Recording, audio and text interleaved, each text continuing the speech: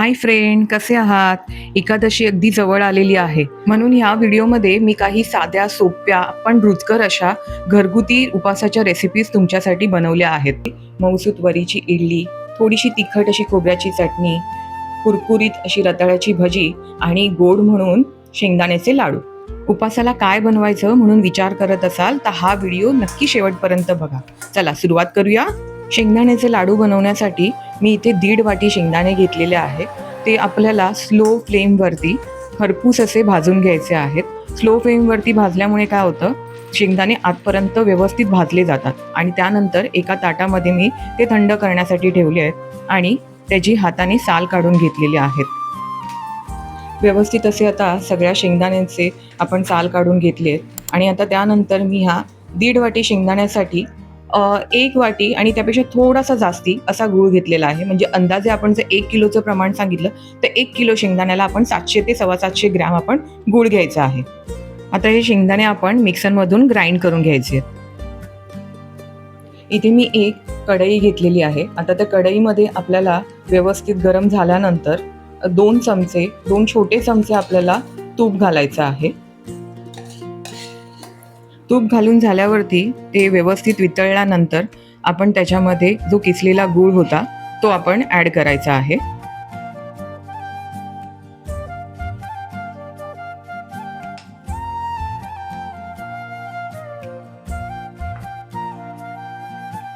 तुपामध्ये आपल्याला गूळ व्यवस्थित वितळवून घ्यायचा आहे आणि ही सगळी प्रोसेस आहे ना ती आपल्याला गॅसची फ्लेम स्लो ठेवूनच करायची आहे, म्हणजे खाली लागणार नाही. इथे गूळ मी फक्त वितळवून घेते पूर्णपणे, त्याचा पाक करायचा नाही आहे आपल्याला. फक्त गूळ तुपामध्ये व्यवस्थित वितळवून घ्यायचा आहे. आणि आता त्याच्यामध्ये जे आपण ग्राइंड केलेले शेंगदाण्यांचा जो कूट होता ना तो मी त्याच्यामध्ये ॲड केलेला आहे. पूर्ण ॲड करून घ्यायचा आता तो. तूप, वितळलेला गूळ आणि शेंगदाण्याचा कूट हे सर्व काही मिश्रण आपल्याला एकजीव करून घ्यायचं आहे पूर्णपणे. आणि आता गॅसची फ्लेम बंद करायची आहे. इथे जर तुम्हाला आपलं मिश्रण जे आहे बनवलेलं ते जर थोडं पातळ वाटत असेल तर त्यामध्ये शेंगदाण्याचा कूट थोडासा तुम्ही ट्राय करू शकता. आणि ह्याच वेळेला आपल्याला मिश्रण टेस्ट करून बघायचं आहे की आपलं गोडचं प्रमाण जे आहे ते बरोबर आहे की नाही. मग मिश्रण थोडंसं कोमट व्हायला द्यायचं आणि मग त्याचे आपण छोटे छोटे बॉल्स बनवून लाडू वळून घ्यायचे. बघा कसे छानपैकी आपले लाडू वळले जात आहेत. ह्याला काही कष्ट पडत नाहीत कारण का आपला गूळ आणि शेंगदाण्याचा कूट हे इतकं मऊसूत झालेलं आहे की छानपैकी पटापट लाडू वळले जात आहेत. आणि एक साईजचे आपल्याला जसे हवे आहेत त्याच्या आकारामध्ये आपण आपले लाडू पूर्ण सगळे वळून घ्यायचे आहेत. तर तुम्ही बघू शकता इथे किती पटापट माझे लाडू वळून होत आहेत ते, आणि दिसायला पण खूप सुंदर दिसत आहेत ते.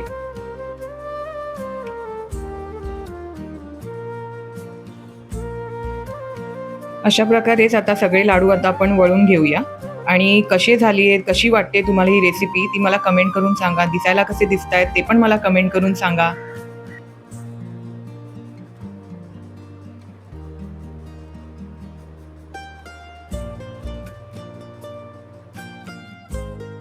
आता आपण पुढच्या रेसिपीची सुरुवात करूया. चला. उपवासाची इडली बनवण्यासाठी ना मी इथे 1 वाटी वरीचा तांदूळ घेतलेला आहे. जो उपासाला चालतो तो आता मिक्सरमधून आपल्याला ग्राइंड करायचा आहे. आता त्यामध्ये मी हे साबुदाण्याचं पीठ आहे, ड्राय रोस्ट केलेले साबुदाणे होते, ते थंड झाल्यानंतर आपण मिक्सरमधून त्याचं पीठ करून घेतलं होतं. तर ते साबुदाण्याचं पीठ आहे. हे 1 कप वरीचा तांदूळ घेतलेला आहे ना, तर त्याच्यामध्ये पाव कप आपल्याला साबुदाण्याचं पीठ टाकायचं आहे. आता ह्यामध्ये मी अर्धा कप दही टाकते आहे आणि थोडं पाणी ॲड करायचं आहे त्यामध्ये. हे सर्व मिश्रण आपल्याला मिक्सरमधून ग्राइंड करून त्याची फाईन पेस्ट बनवून घ्यायची आहे. आता हे असं बॅटर रेडी झालेलं आहे आपलं. जसं नॉर्मल इडलीला जी कन्सिस्टन्सी असते ना बॅटरची, त्याचप्रमाणे या बॅटरची कन्सिस्टन्सी ठेवायची आहे. तुम्ही बघू शकता इथे कशी कन्सिस्टन्सी आहे ती. जास्ती पण आपल्याला वॉटरी असं ते करायचं नाही आहे आणि एकदम पण घट्ट नाही करायचं आहे. ते मीडियम स्टेजमध्ये ठेवून द्यायचं आहे ते. तर आता हे आपण 15 ते 20 मिनिटासाठी झाकून ठेवणार आहोत. बॅटर हे इथे आपलं रेस्ट होते तोपर्यंत आपण चटणीची तयारी करून घेऊया. चटणीसाठी मी इथे 1 छोटी वाटी ओलं खोबरं घेतलेलं आहे. आता त्यामध्ये मी भाजलेले शेंगदाणे 1 छोटा चमचा टाकते. 3 हिरव्या मिरच्या, 1 टेबलस्पून साखर आणि चवीपुरतं मीठ. आता हे मिक्सरमधून ग्राइंड करून घेऊया. आपली चटणी आता इथे रेडी झालेली आहे. ती आपण काढून ठेवून देऊया. आता चटणी आता आपली ही अशी रेडी आहे. इथे आता ती साईडला ठेवून देऊया. आणि आता 15 ते 20 मिनिटं झालेली आहे, तर आपण आता इडली तयार करायला घेऊया. 15 ते 20 मिनिटं झालेली आहेत. आपण जे बॅटर ठेवलेलं होतं ना इडलीचं रेडी होण्यासाठी, त्यामध्ये आता त्यामध्ये आपण चवीनुसार मीठ टाकूया. मिक्स करून घेऊया ते व्यवस्थित. आणि आता ह्याच्यामध्ये सगळ्यात शेवटी अर्धा टीस्पून आपल्याला बेकिंग सोडा ॲड करायचा आहे आणि हलक्या हाताने आपल्याला तो पूर्ण बॅटरमध्ये मिक्स करून घ्यायचा आहे. फक्त ही प्रोसेस थोडी फास्ट करायची आहे, कारण का सोडा आपण टाकल्यानंतर, बेकिंग सोडा टाकल्यानंतर आपल्याला पटकन ते स्टीम करायला इडली ठेवून द्यायची आहे. आता आपण हे इडली पात्र होतं, त्याच्यामध्ये ह्या साच्याला आपण तेल लावून घेतलेलं आहे. ह्याच्या कॅव्हिटी ज्या आहेत ना, त्याच्यामध्ये आपण हे तेल लावून घेतलेलं आहे. आता त्याच्यामध्ये आपण बॅटर फिल करून घेऊया.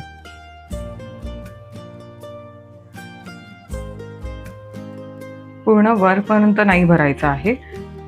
इडली फुलण्यासाठी ना आपण थोडी जागा सोडून द्यायची, म्हणून हाफच पोर्शन फिल करायचं आहे. 15 ते 20 मिनिटासाठी आता आपण स्टीम व्हायला इडली ठेवून दिलेली आहे. आता आपली इडली इथे रेडी झालेली आहे. आपण ती डिमोल्ड करून घेऊया. मस्त अशी फुलली आपली इडली.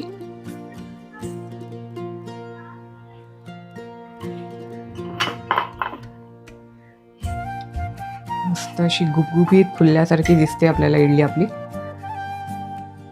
बघू शकता आपली मस्त अशी इडली फुललेली आहे. मी इथे तुम्हाला तोडून दाखवते. मस्त अशी आहे, बघू शकता किती स्पॉन्जी झालेली आहे, ती मऊ झालेली एकदम. फुलल्यामुळे ती हलकी अशी झाली आहे, मस्त अशी स्पॉन्जी वाटते आहे.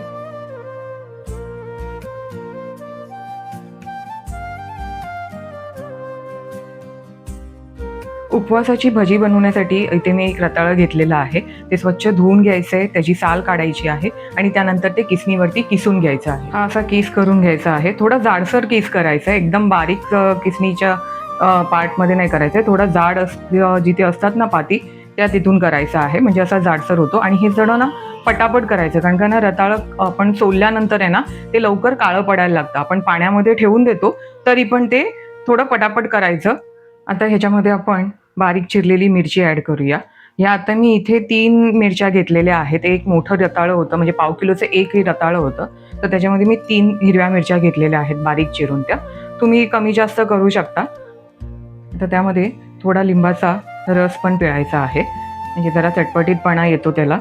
तुम्हाला आता बाजूला आवाज पण येत असेल, एक्झाम चालू आहेत ना आमच्याकडे, त्यामुळे तो अभ्यास चालू आहे, तर तो पण आवाज तुम्हाला मध्ये मध्ये व्हिडिओत येत असेल.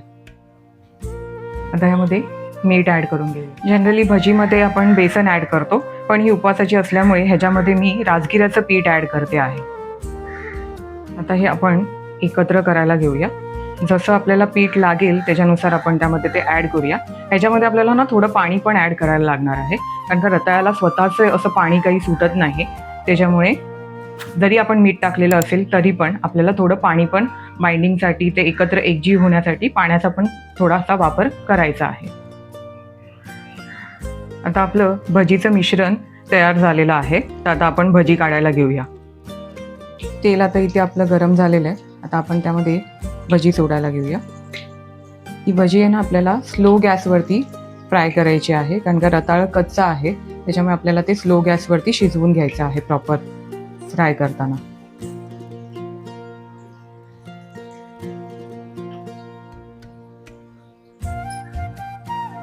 स्लो गॅसवरती छानपैकी आपली भजी फ्राय होते.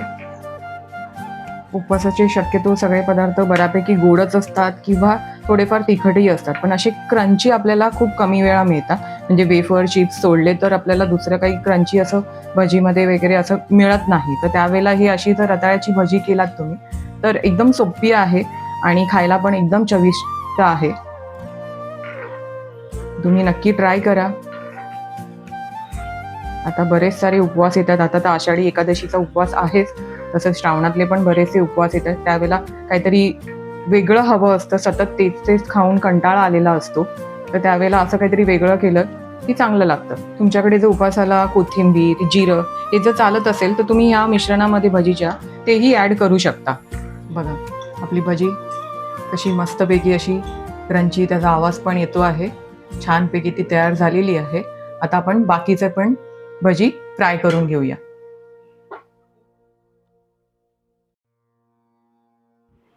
खा हो, काय बघतेस? इडली खाऊन बघ. हा पहिली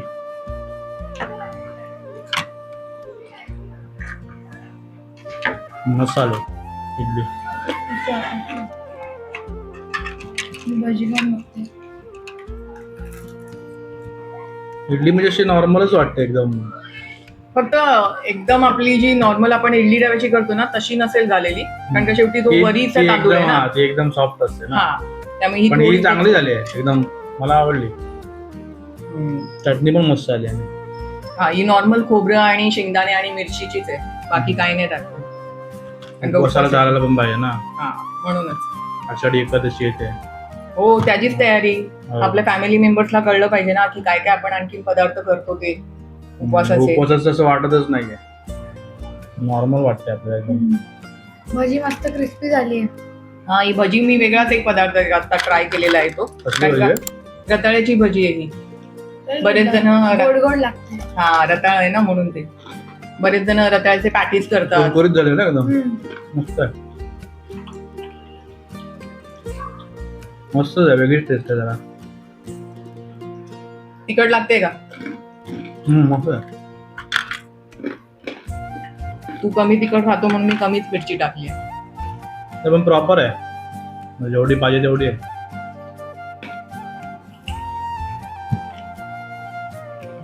लाडू कसला आहे? शेंगदाणे आणि गुळचा. अच्छा, फक्त शेंगदाणे आणि गुळ आहे. सगळं उपवासाचंच आहे. हो, लाडू मी नंतर खाईन. मी खाऊन बघा. मस्त सॉफ्ट झालाय लाडू पण. लाडू मस्त गोड आहे, म्हणजे माझ्यासारखंच गोड. मग स्वीट डिश हिच्यासारखाच गोड. वा. बापरे, ऐका. तूच ठरवणार का मला? हो, भजी चटणीवर खाऊन बघ, मस्त लागते.